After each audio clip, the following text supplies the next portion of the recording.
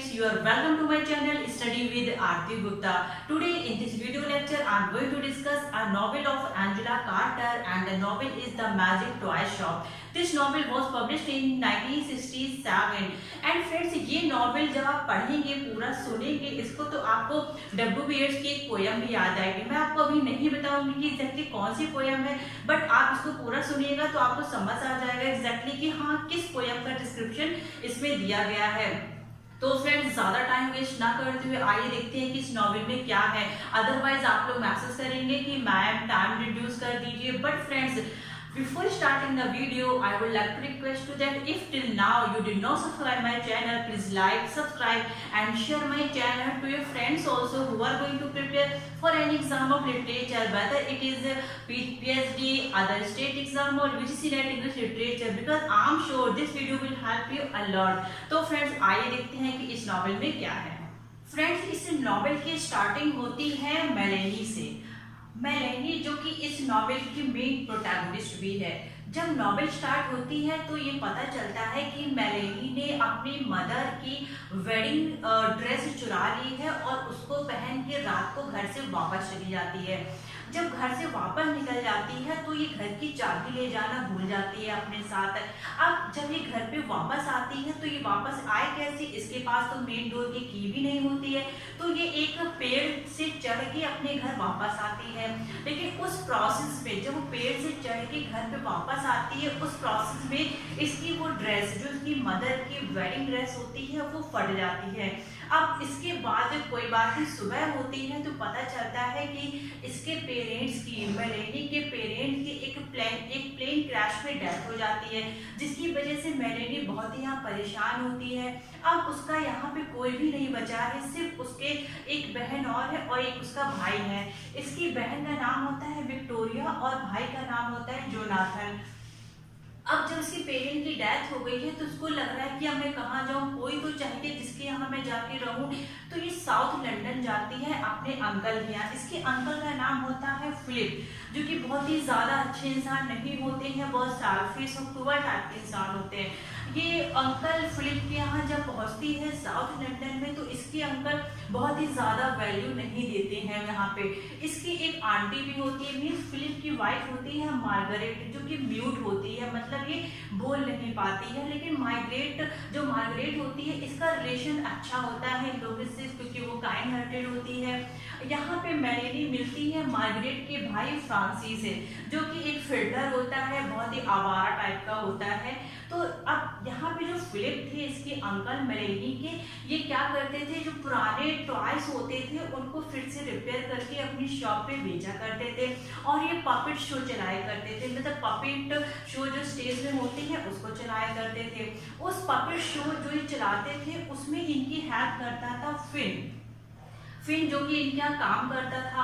अब मेलेनी यहाँ पे आ जाती है और तो ये अंकल फिलिप क्या करते हैं कि मेलेनी को उस टॉय शॉप पे बिठा देते हैं और कहते हैं कि तुम्हें यहाँ पे इन टॉयज को बेचना है और इनका पपेट शो स्टार्ट हो जाता है। लेकिन एक पपेट शो में क्या होता है कि जो फिन होता है, फिन का कंट्रोल खराब हो जाता है और वहाँ पे वो शो खराब हो जाता है, जिसकी वजह से फिलिप बहुत ही ज़्यादा फिन के ऊपर नाराज होते हैं और फिन को क्या करते हैं, एक स्लैप मार देते हैं, जिससे फिन को बहुत ही ज़्यादा बुरा लगता है और फिन सोचता है कि मैं यहाँ पे इनसे बदला लेके रहूँगा, मैं इनकी ये चीज़ें बिल्कुल भी बर्दाश्त नहीं करूँगा।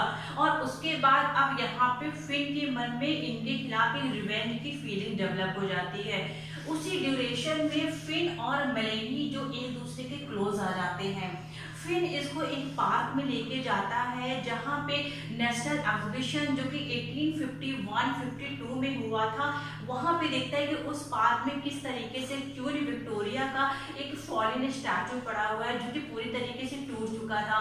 जब वहाँ पे ये दोनों मिलने जाते हैं तो वहाँ पे फिन मेलेनी को किस कर लेता है, जिसकी वजह से मेलेनी को एक रोमांटिक फीलिंग्स डेवलप होने लगती है और वो ये सोचती है कि कुछ दिनों के बाद हम लोग शादी कर लेंगे। अब इसके बाद फिलिप ने तो फिन को झापड़ मार दिया था बहुत देर, तो फिन तो उसकी जॉब छोड़ के जा चुका था।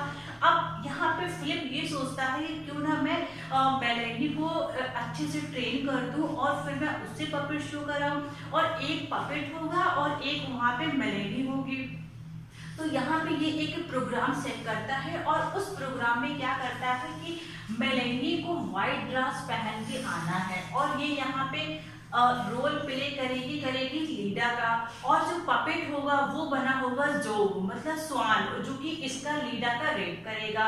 तो इसके लिए फिन को बोलता है कि फिन तुम ऐसा करो, मेलेनी को पूरी तरीके से इस चीज के लिए ट्रेन कर दो। तो ये मेलेनी को ट्रेन करता है और वो डे आ जाता है जब पपेट शो स्टार्ट होने वाला होता है। अब जब वहां पे स्टेज पे मेलेनी व्हाइट ड्रेस पहन के पहुंचती है और वो लीडा का रोल प्ले कर रही होती है, और जो होता है मीन्स वो एक पपेट होता है। अब स्टेज पे जो मेलेनी होती है उसको बहुत ही ज्यादा उलझन होने लगती है जब वो जो उसका रेप करने की कोशिश कर रहा होता है। एग्जैक्ट वो एक पपेट था, लेकिन यहाँ पे मेलेनी को बिल्कुल भी अच्छा नहीं लगता, तो मेलेनी उससे बचने के लिए बहुत ही ज्यादा स्ट्रगल करती है, जिससे वो शो खराब हो जाता है।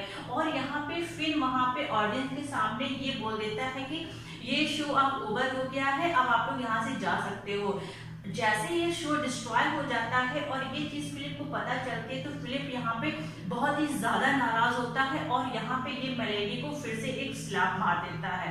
उसके बाद अब यहाँ पे फिन और मेलेनी एक दूसरे के तो वैसे ही क्लोज थे, ये लोग और भी ज्यादा एक दूसरे के क्लोज आ जाते हैं। और यहाँ पे फिलिप अब जा रहा है और इसके छोटे भाई जोनाथन को लेके बिजनेस ट्रिप पे। तो अब घर पे सिर्फ मेलेनी, विक्टोरिया और मार्गरेट, फ्रांसी और फिन बचते हैं।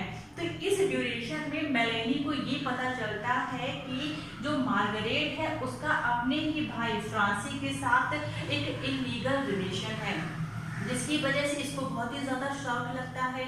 और फिर यहाँ पे ये डिसाइड करता है कि अब मैं पूरी तरीके से फिलिप को रेबल करूंगा। तो वो क्या करता है कि जो डाइनिंग टेबल होती है उनके घर पे, जो चेयर थी इसकी फिलिप के, उसी चेयर पे फिन बैठ जाता है और पूरी तरीके से वो सोचता है कि अब ये सब चीजें मेरे कंट्रोल में रहेंगी।